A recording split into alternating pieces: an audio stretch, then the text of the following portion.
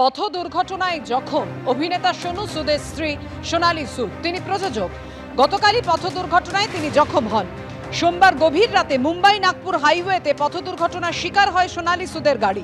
সূত্রের খবর, গাড়িতে সোনালীর সঙ্গে তার বোন এবং বোনের ছেলেও ছিলেন। সোনালীর বোনের ছেলেই গাড়িটি চালাচ্ছিলেন। আহত সোনালী সুদ নাগপুরের একটি হাসপাতালে ভর্তি রয়েছেন। দুর্ঘটনার খবর পেয়ে নাগপুরে পৌঁছে গিয়েছেন সোনু সুদ। সংবাদ মাধ্যমকে সোনু জানিয়েছেন, সোনালী বিপদমুক্ত এবং তার আঘাত গুরুতর নয়, তবে চিকিৎসকের নজরদারিতে রয়েছেন তিনি।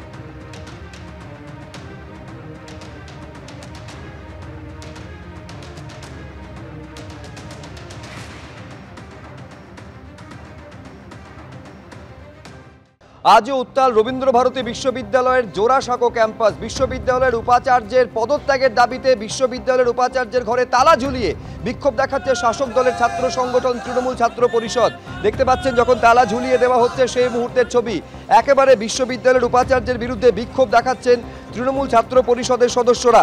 উপাচার্যের ঘরে তালা ঝুলিয়ে বিক্ষোভ টিএমসিপির। রাজ্যপাল নিযুক্ত অস্থায়ী উপাচার্যের অপসারণের দাবিতে চলছে বিক্ষোভ। বিশ্ববিদ্যালয়ের গেটে বিক্ষোভ তৃণমূলের শিক্ষা বন্ধু সমিতির।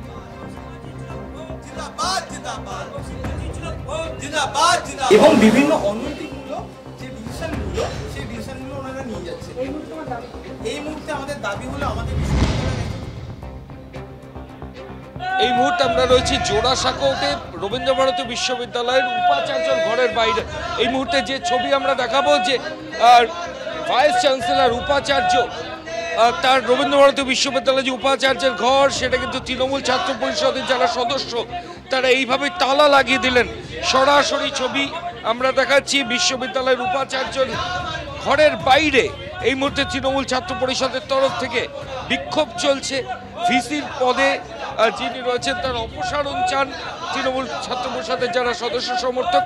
অন্যদিকে বাইরে বিশ্ববিদ্যালয়ের গেটের বাইরে শিক্ষা বন্ধু যে সংগঠন, সেই সংগঠনের তরফ থেকেও কিন্তু ক্রমাগত বিক্ষোভ দেখানো হচ্ছে। এই মুহূর্তে জোড়াসাঁকোতে রবীন্দ্রভারতী বিশ্ববিদ্যালয়ের যে উপাচার্য তার ঘর তালা বন্ধ। আমরা কয়েকজন ছাত্রের সাথে একটু কথা বলার চেষ্টা করব এবং তারপরই গোটা বিষয়টা কিন্তু গতকাল থেকে এখানে অশান্তি হয়েছিল। এই মুহূর্তে বাইরে পুলিশ আধিকারিকরা রয়েছেন এবং এই মুহূর্তের ছবি যেটা দেখাচ্ছি, যে অবস্থান বিক্ষোভ তৃণমূল ছাত্র পরিষদ। কি দাবি আপনাদের?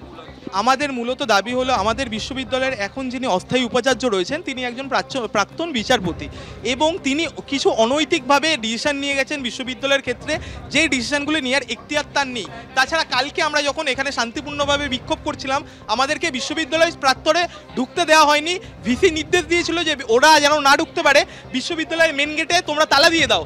তার নির্দেশে এখানে নিরাপত্তা রক্ষীরা আমাদেরকে বিশ্ববিদ্যালয় প্রাঙ্গণে ঢুকতে দেয় না, ভেতর থেকে ওরা তালা দিয়ে দেয়। তাই জন্য আজকে আমরা সকাল এসে যেখানে যে ক্যাম্পাসে সাধারণ ছাত্রছাত্রী ঢুকতে পারবে না, সেই ক্যাম্পাসে কি করে একজন অবৈধ ভিসি ঢুকতে পারে, তাই জন্য আমরা আজকে ভিসির ঘরের সামনে আমরা এখানে তালা লাগিয়ে দিয়েছি। সব মিলিয়ে রবীন্দ্রভারতী বিশ্ববিদ্যালয়ের জোড়াসাঁকো যে ক্যাম্পাস, সেখানে কিন্তু এই মুহূর্তে বিক্ষোভের ছবি তৃণমূল ছাত্র পরিষদের তরফ থেকে উপাচার্যের ঘরের বাইরে এইভাবেই তালা লাগিয়ে দিয়েছেন তৃণমূল ছাত্র পরিষদের সদস্যরা।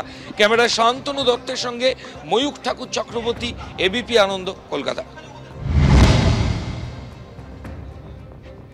আমাদের মূলত দাবি হলো আমাদের বিশ্ববিদ্যালয়ের এখন যিনি অস্থায়ী উপাচার্য রয়েছেন তিনি একজন প্রাক্তন বিচারপতি এবং তিনি কিছু অনৈতিকভাবে ডিসিশন নিয়ে গেছেন বিশ্ববিদ্যালয়ের ক্ষেত্রে, যে ডিসিশনগুলি নেওয়ার এখতিয়ার তার নেই। তাছাড়া কালকে আমরা যখন এখানে শান্তিপূর্ণভাবে বিক্ষোভ করছিলাম, আমাদেরকে বিশ্ববিদ্যালয় প্রাক্তরে ঢুকতে দেওয়া হয়নি। ভিসি নির্দেশ দিয়েছিল যে ওরা যেন না ঢুকতে পারে, বিশ্ববিদ্যালয়ের মেন গেটে তোমরা তালা দিয়ে দাও। তার নির্দেশে এখানে নিরাপত্তা রক্ষীরা আমাদেরকে বিশ্ববিদ্যালয় প্রাঙ্গণে ঢুকতে দেয় না, ভেতর থেকে ওরা তালা দিয়ে দেয়। তাই জন্য আজকে আমরা সকাল এসে যেখানে যে ক্যাম্পাসে সাধারণ ছাত্রছাত্রী ঢুকতে পারবে না, সেই ক্যাম্পাসে কি করে একজন অবৈধ ভিসি ঢুকতে পারে, তাই জন্য আমরা আজকে ভিসির ঘরের সামনে আমরা এখানে তালা লাগিয়ে দিয়েছি। একেবারে স্পষ্টত অভিযোগ করছেন আন্দোলনরত ছাত্ররা যে নিয়ম বিরুদ্ধভাবে যে সমস্ত সিদ্ধান্ত নেওয়ার অধিকার তার নেই, অন্তর্বর্তীকালীন উপাচার্য সেইটা করছেন, ফলে ঢুকতে দেবেন না উপাচার্যকে, এই জন্য তালা ঝুলিয়ে দেওয়া হয়েছে উপাচার্যের ঘরে। এবার যার বিরুদ্ধে এত ক্ষোভ তৃণমূল ছাত্র পরিষদের, সেই অন্তর্বর্তীকালীন উপাচার্য শুভ্রকমল মুখোপাধ্যায়, তিনি কি বলছেন দেখুন। আমি বলবো সমস্ত ছাত্রছাত্রীরা নেই, যারা ইউনিভার্সিটিতে শুধু পলিটিক্স করবার জন্য ঢুকেছে, পড়াশোনা করতে না, সেই রকম আছে কিছু। আর কিছু কর্মচারী আছেন যারা নিজের কাজ না করে এই কর্মগুলো করে যাচ্ছেন। আমি তো নিজে নিজে এসে এখানে বসিনি, আমাকে হিজ এক্সেলেন্সি দি গভর্নর, যিনি চ্যান্সেলর অফ দ্য ইউনিভার্সিটি, আমাকে অ্যাপয়েন্টমেন্ট করে দিয়েছিলেন। এবার এই আমার অ্যাপয়েন্টমেন্ট, ভাইস চ্যান্সেলর অ্যাপয়েন্টমেন্ট গুলো এরা চ্যালেঞ্জ করেছিলেন হাইকোর্টে, সেখানে ফলপ্রসূ হয়নি। সুপ্রিম কোর্টও গেছে, সুপ্রিম কোর্টও ফলপ্রসূ হয়নি। সুপ্রিম কোর্ট একটি কমিটি করে দিচ্ছে যেখানে ভাইস চ্যান্সেলর সিলেকশনের জন্য, তার প্রধান একজন রিটায়ার্ড চিফ জাস্টিস।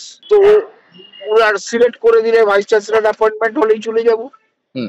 তো আমাকে চ্যান্সেলর অ্যাপয়েন্টমেন্ট করেছেন as a vice chancellor, interim vice chancellor with all powers and duties of the vice chancellor. তো এখন এরা যে আন্দোলন করছে, আমি চলে গেলে যতক্ষণ না নতুন ভাইস চ্যান্সেলর আছে তাহলে কি হবে, ইন্টাররেগনাম পিরিয়ডটা কি হবে?